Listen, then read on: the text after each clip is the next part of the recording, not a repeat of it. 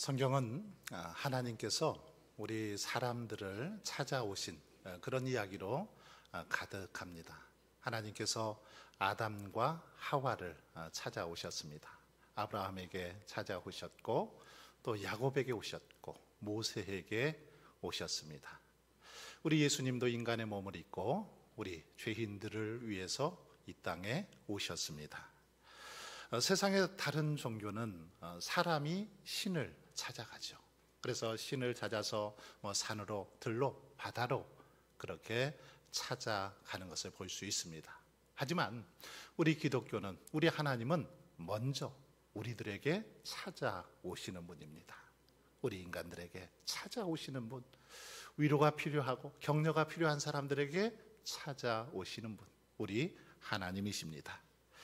본문에 보면 이스라엘 백성들은 이 가나안 정복이라는 이 대업을 수행하는 그런 과정에 보김이라는 곳에 머물고 있었습니다. 보김은 이 베델에 붙여진 또 다른 이름이죠.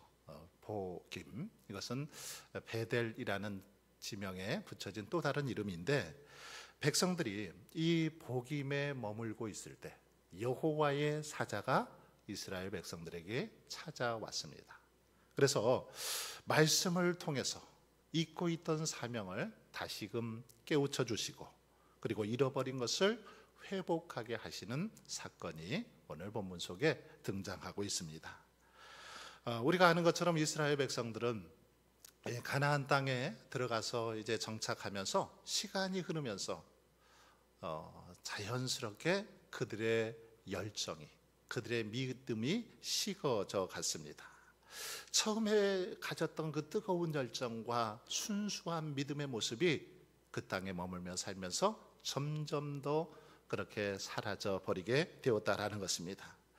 가나안 땅에 가득한 우상과 음란의 세력을 몰아내고 정말 하나님의 말씀대로 살겠다라고 다짐했지만 그들의 그 믿음은 온데간데 없이 다 사라져 버리고 그 땅의 사람들과 동화되어 그렇게 살아가게 되었습니다. 세월이 흘러가면서 뜨거운 신앙과 열정, 그 순종이 다 사라져버리고 미지근하고 냉랭한 신앙의 모습으로 저들이 그렇게 변해버린 것입니다. 가나안 땅에 자리를 잡고 살만하니까, 먹고 살만하니까 처음에 가졌던 불같은 열정, 이 순수한 신앙의 모습이 온데간데 없이 사라져버리게 되었다라는 것입니다. 그래서 하나님과의 언약을 잊어버리고 망각한 채 다시금 애굽의 그 노예 근성, 그리고 세상의 가치관을 따라서 그들은 그렇게 살게 되었던 것입니다. 바로 이스라엘 백성들이 이러한 상황에 처해 있을 때, 그렇게 하나님을 잊어버리고 노예 근성으로 세상의 가치관을 따라 살아갈 때 하나님께서는 여호와의 사자를 이제 길갈에서 보김으로 보내주십니다. 이런 상황 속에 처해 있을 때 하나님의 사자가 바로 찾아왔다라는 것입니다. 여러분, 그렇다면 왜 여호와의 사자가 이들을 찾아왔을까요? 왜 찾아왔을까요? 이 시간은 그 이유를 살펴보면서 함께 은혜를 나누고자 합니다. 왜 이들을 여호와의 사자가 찾아왔을까? 첫 번째는 이들이 말씀을 따라 살아가야 한다라는 사실을 다시 한번 깨우쳐 주시기 위해서입니다. 여호와의 사자가 이스라엘 백성들에게 찾아온 이유는 너희들이 말씀을 따라 살아가야 된다라는 사실을 다시금 상기시켜 주기 위해서, 가르쳐 주시기 위해서 찾아왔다라는 것입니다. 즉 하나님과의 언약을 망각한 채 살아가는 이스라엘 백성들에게 그 언약을 상기시켜 주시기 위해서 다시금 이렇게 찾아왔다라는 것입니다. 1절에 보면 복음에 찾아온 여호와의 사자는 백성들에게 지난날에 베풀어 주신 하나님의 은혜들을 그렇게 깨우쳐 주십니다. 어떻게 하나님께서 너희 백성들에게 은혜를 베풀어 주셨는지, 지난날 베풀어 주신 은혜들을 깨우쳐 주십니다. 하나님께서 약속대로 애굽에서 나오게 하셨고 너희 조상들에게 맹세한 땅 가나안으로 들어오게 하셨다라는 사실을 가르쳐 주십니다. 그리고 하나님께서 백성들과 맺었던 언약을 영원히 어기지 아니하신다라고 했습니다. 하나님은 한 번 언약을 맺으면 영원히 어기지 않고 지키신다라고 그렇게 말씀하시죠. 그러면서 너희는 가나안 땅의 주민과 언약을 맺지 말고 그 제단들을 헐라고 그렇게 명하시죠. 그들의 제단들을 헐라고 하였거늘 너희가 하나님의 목소리를 듣지 아니했다라고 그렇게 말씀하고 있습니다. 그렇습니다. 이들은 시내산에서 하나님께 맹세했던 것처럼 가나안 땅의 주민과 언약을 맺어서는 안 되었습니다. 그들과 언약을 맺어서는 안 됐죠. 그들의 제단들을 헐고 우상을 멀리해야만 했습니다. 하지만 이스라엘 백성들은 어떻습니까? 하나님께서 하지 말라고 하셨건만 그 땅에 그렇게 살아가면서 이제 시간이 지나면서 무감각해지면서 하나님의 말씀을 떠나게 되었던 것입니다. 그래서 이 사실을 잊어버리고 가나안의 우상 숭배와 이방 문화 풍습에 젖어서 그들 속에 동화되어 그렇게 살아가고 있었던 것입니다. 그 결과 불순종에서 하나님과의 이 관계가 깨져버린 거죠.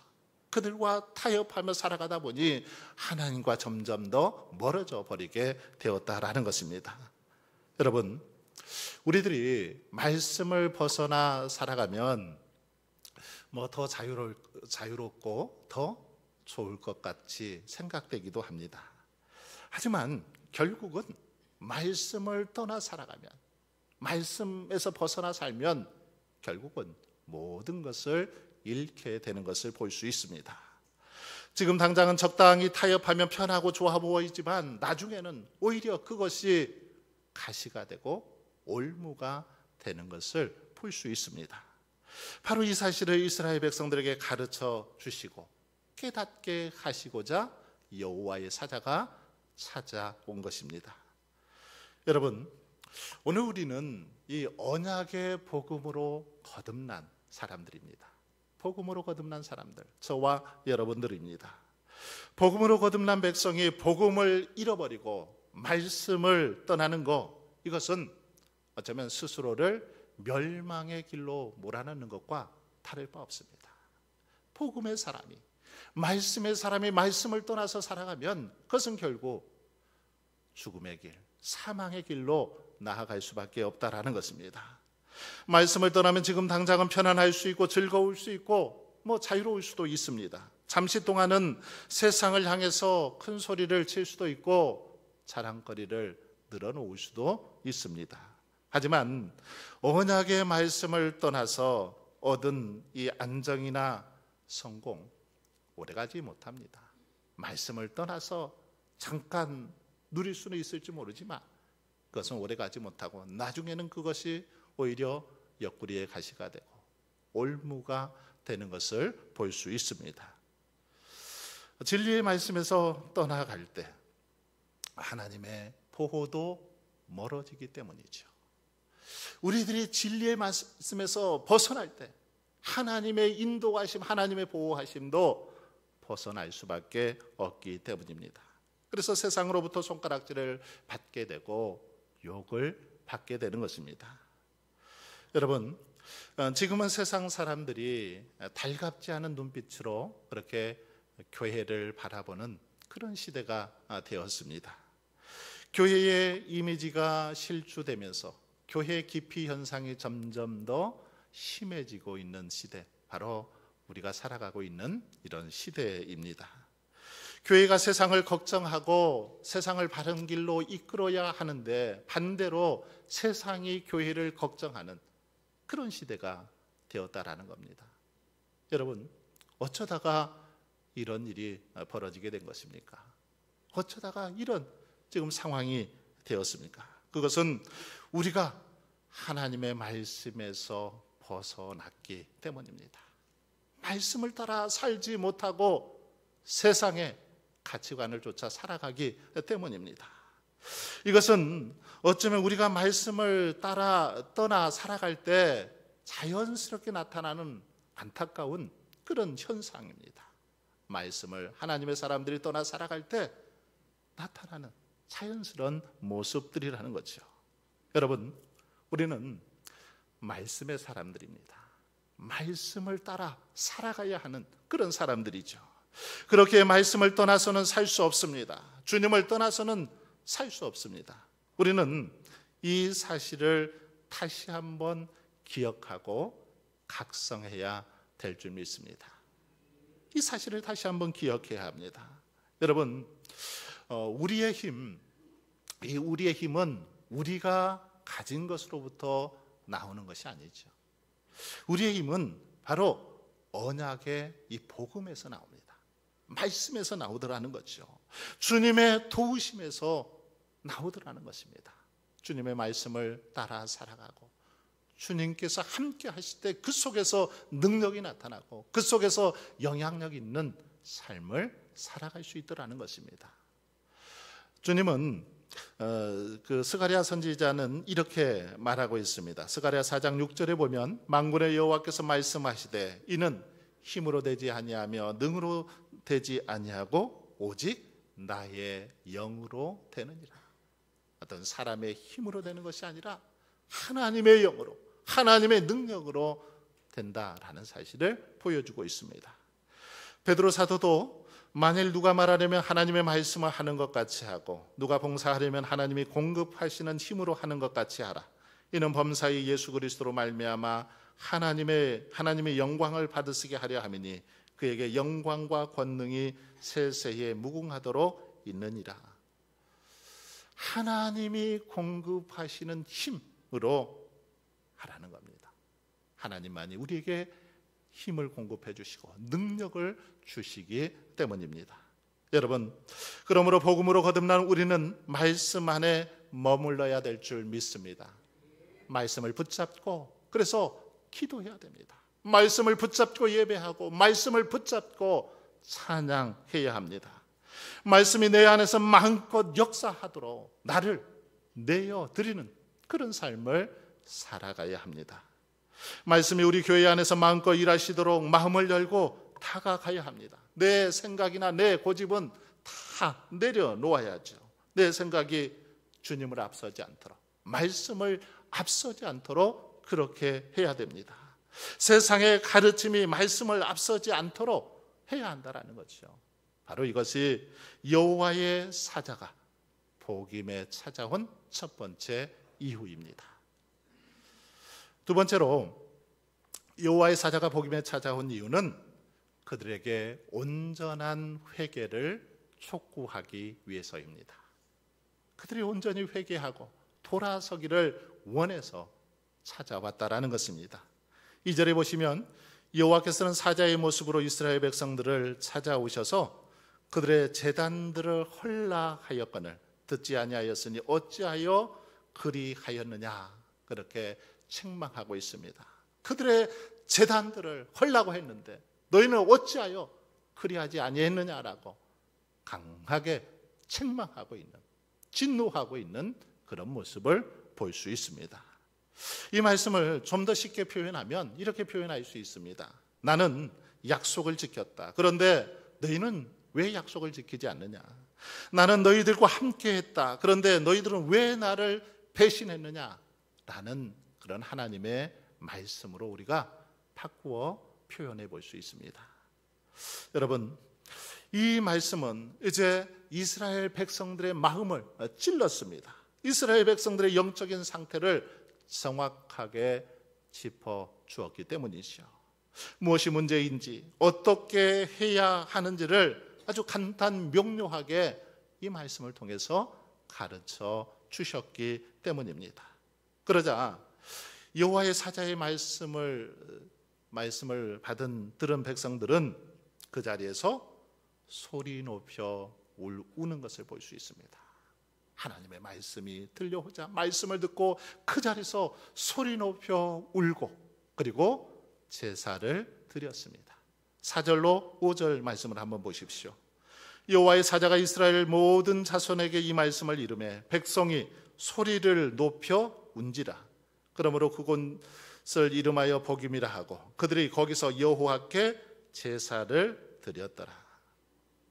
여기 보면 그들이 이제 책망의 말씀을 듣고 소리 높여 울었습니다. 운 다음에 그곳 이름을 보김이라고 그렇게 불렀습니다. 여러분, 보김, 이 보김이라는 뜻이 뭡니까? 우는 자들이라는 뜻을 가지고 있습니다. 여러분, 이들이 얼마나 울었으면 이 베델이라는 좋은 이름이 있는데도 그곳 이름을 보김이라고 그렇게 불렀을까요? 이것은 그들의 마음 속에 참된 회개의 역사가 일어났음을 보여줍니다. 하나님의 말씀을 듣고 여호와의 사자의 책망을 듣고 하나님 앞에서 철저히 회개하는 그런 역사가 일어났음을 보여줍니다. 그곳 이름을 복임으로 바꾸고 하나님께 제사를 드린 것을 보면 그런 사실을 알 수 있습니다. 여러분, 울며 회개하고 또 울며 예배하는 모습 속에서 우리는 희망을 발견할 수 있습니다. 말씀을 듣고도 만약에 움직임이 없고 말씀을 듣고도 깨닫지 못한다면 이것은 굉장히 심각한 것입니다. 하나님의 말씀이 들려지는데도 그 말씀을 듣지 못하고 깨닫지 못한다면 이것만큼 심각한 병이 아닐 수 없습니다. 사도 바울은 디모데전서 4장 1절로 2절에서 이런 모습을 마음이 화인 맞은 자들이다 라고 말합니다. 그러나 성령이 밝히 말씀하시기를 후일에 어떤 사람들이 믿음에서 떠나 미혹하는 영과 귀신의 가르침을 따르리라 하셨으니 자기 양심이 화인을 맞아서 외식함으로 거짓말하는 자들이라. 말씀을 듣고도 깨닫지 못하는 자들, 양심의 화인을 맞은 자들이요 거짓말하는 자다라고 그렇게 말하고 있습니다. 여러분, 그러므로 주님의 말씀 앞에서 우리가 가져야 할 가장 기본적인 자세는 뭘까요? 바로 회개의 마음입니다. 하나님 앞에 통해 자복하는 그런 마음이죠. 그래서 주님은 지금도 우리에게 울며 회개하고 울며 예배하기를 원하시는 것을 볼 수 있습니다. 그렇습니다. 우리에게는 늘 회개의 눈물이 있어야 됩니다. 복음에서 벗어나서 하나님의 뜻을 저버리고 살아가는 그 모습을 철저히 회개하고 하나님 앞에서 뉘우쳐야 한다라는 것입니다. 여러분, 이 눈물은 감상에 젖은 그런 눈물도 아닙니다. 억지로 흘리는 그런 눈물도 아니죠. 이 눈물은 주님께 은혜를 구하며 통회하고 자복하는 그런 눈물을 말합니다. 환경을 탓하거나 다른 사람을 탓하기 전에 먼저 그러기에 이 내 마음속에 통회와 자복이 있어야 될 줄 믿습니다. 기독교 역사를 보면 이 모든 회개의 운동은 어디서부터 시작됐습니까? 항상 말씀을 받는 그 사람의 마음에서부터 시작되는 것을 볼 수 있습니다. 그러므로 우리 마음에 먼저 말씀의 찔림이 있어야 합니다. 우리가 하나님의 말씀에 온전히 순종하지 못한 것에 대해서, 하나님의 영이 세상의 영을 따라갔던 것에 대해서, 성경의 가르침이 아닌 세상의 기준을 따라갔던 것에 대해서 철저하게 그렇게 회개하고 차복해야 한다라는 것입니다. 말씀이 있어야 할 자리에 세상 것이 자리 잡고, 언약이 있어야 할 자리에 세상과의 타협이 자리 잡고, 믿음이 있어야 할 자리에 세상의 처세술이 자리 잡고 있는 그런 모습, 철저히 회개해야 한다라는 것입니다. 복음이 있어야 할 자리에 세상의 영이 자리 잡고 있는 것, 하나님 앞에 온전히 회개해야 됩니다. 그리고 다시 주님께로, 다시 복음으로, 다시 십자가로 돌아가야 합니다. 여러분, 1절 말씀을 보시면 여호와의 사자가 길갈에서부터 복임으로 올라와 이렇게 기록하고 있습니다. 여기서 여러분, 길갈이 어떤 곳입니까?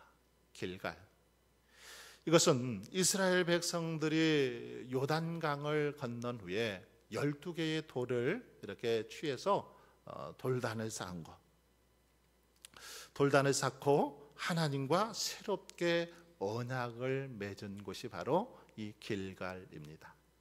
그리고 이스라엘 백성들이 가나안 땅에 들어와서 처음 할례를 행했던 곳이 바로 이 길갈입니다. 그렇다면 길갈에서부터 올라왔다, 길갈에서부터 왔다라는 이 말은 무슨 의미가 있을까요? 여기에는 바로 길갈의 언약을 너희들이 다시 생각하라, 이런 의미를 가지고 있습니다.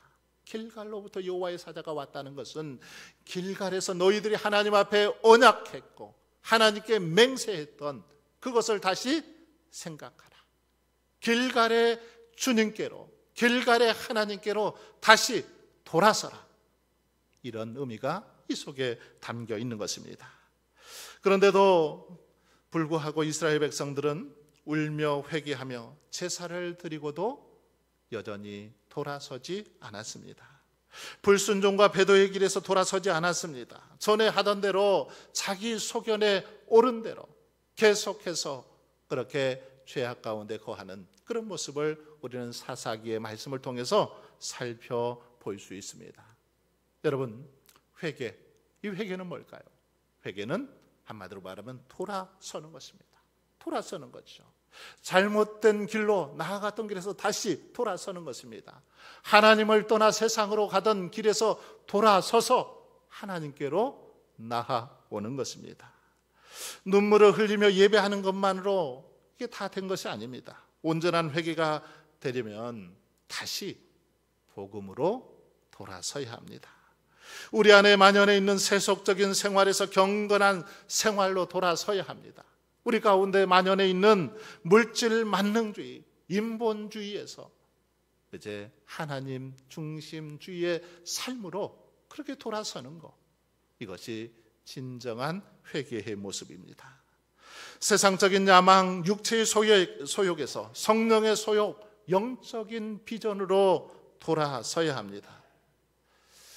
예전에 그렇게 차가운 마룻바닥에서 하나님 앞에 간절히 울며 부르짖어 기도하면서 주님 한 분만으로 만족할 수 있다고 고백했던 그 영혼의 순수함으로 돌아서야 한다라는 것입니다. 바로 이것이 여호와의 사자가 복음에 찾아온 이유입니다. 다시금 철저히 하나님 앞에서 회개하고 하나님께로 돌아서도록 하기 위해서 이렇게 찾아와서 그들을 권면하고 있는 것입니다. 끝으로 여호와의 사자가 복음에 찾아온 이유는 우리들이 복된 백성이 되기를 원하시기 때문입니다. 저와 여러분이 하나님의 자녀, 하나님의 백성들로 살아갈 수 있기를 원하기 때문이라는 것입니다. 어느 목사님이 이사신방을 갔더니 그 성도님이 이렇게 말하는 것입니다. 목사님, 이 집은 주인이 그러는데 정말 터가 좋고 복을 많이 받는 그런 장소래요. 그래서 전에 이곳에서 살던 사람이 아주 잘 돼서 나갔다고 합니다. 제가 이번에 이사를 참 잘한 것 같아요. 그렇게 막 상기된 얼굴로 목사님께 자랑하듯이 이야기를 했습니다. 이 이야기를 듣고 이제 말씀을 전한 후에 목사님은 이렇게 기도했습니다. 주님, 집사님이 이 집에 이사 와서 이 집 덕을 보는 것이 아니라 집사님 때문에 이 집이 덕을 볼 수 있게 하여 주시옵소서. 요셉이 보디발 장군 집에 있을 때 보디발 장군이 복을 받은 것처럼 우리 집사님 때문에 이 집이, 이 주변의 사람들이 복을 받게 하옵소서 기도했다라는 것입니다. 여러분, 그렇습니다. 하나님께서는 저와 여러분을 복된 사람으로 부르셨습니다. 복의 근원이 되기를 원하시죠. 하나님께서 아브라함을 부르실 때 너는 복이 될지라 땅의 모든 족속이 너로 말미암아 복을 얻을 것이라 이렇게 말씀하셨죠. 무슨 말입니까? 이 말씀은 하나님의 백성들이 어디를 가든지 그리고 또 무엇을 하든지 복을 나누어 주는 복의 근원이 되기를 원하신다라는 그런 말씀입니다. 하나님의 사람들, 하나님의 백성들은 어디 가든지 주의 복을 나누는 그런 사람이 되어야 한다라는 것입니다. 그러므로 아브라함의 후손인 이스라엘 백성들 역시 어디를 가든지 모든 족속들에게 복이 되어야 합니다. 하지만 안타깝게도 이스라엘 백성들은 이 거룩한 사명을 까먹어버렸습니다. 까맣게 잊어버렸습니다.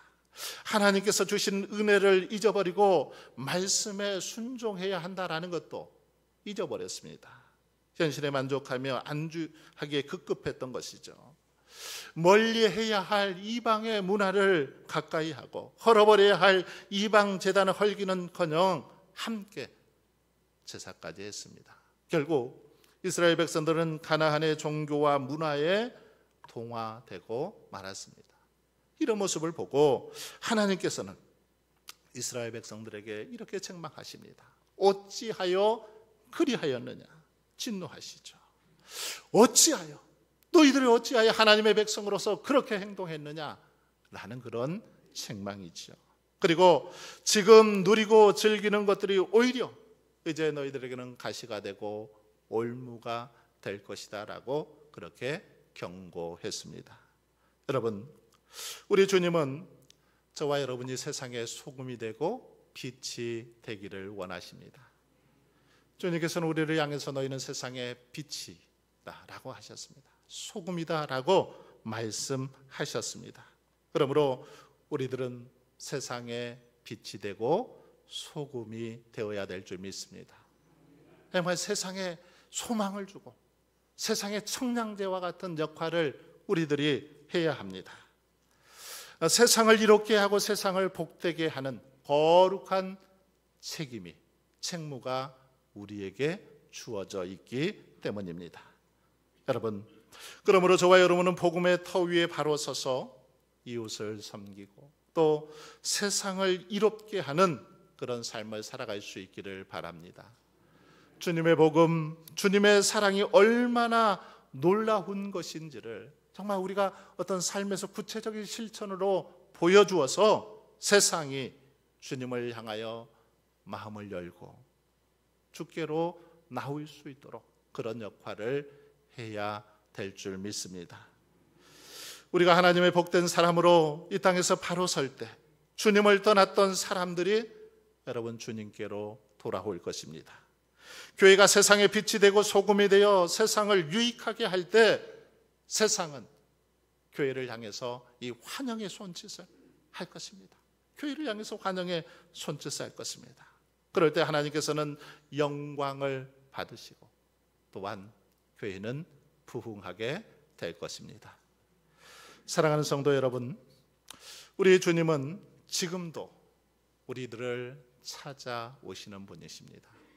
이 시간에도 우리를 찾아오시고 우리를 부르고 계십니다. 우리가 주님의 음성에 귀를 기울이고 주님의 말씀에 순종하기를 원하십니다. 죄악에 대해서 철저히 회개하기를 원하십니다. 또한 우리가 복의 통로가 되어서 우리를 통하여 많은 영혼들이 주께 나아 올 수 있기를 그렇게 원하고 있습니다.